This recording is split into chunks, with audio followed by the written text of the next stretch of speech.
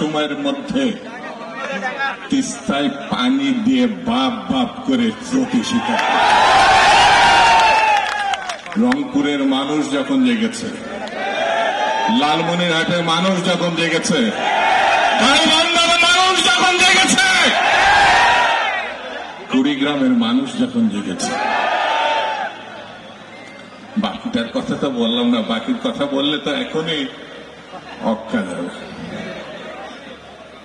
বাড়ি দিতে হবে, এই জায়গায় কোনো আপোষ নাই। আছে আছে আছে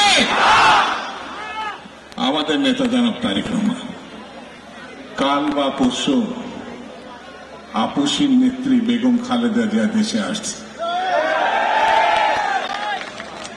কি বললাম? কে আসছে?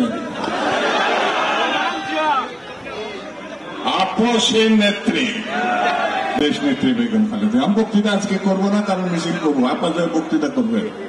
শুধু এতটুকু বলি, দুলু ভাই যে ঐক্যের জায়গা তৈরি করেছেন, দুলু ভাই যেন মানুষকে মানুষের কাছাকাছি এনেছেন, আমি নিশ্চিত।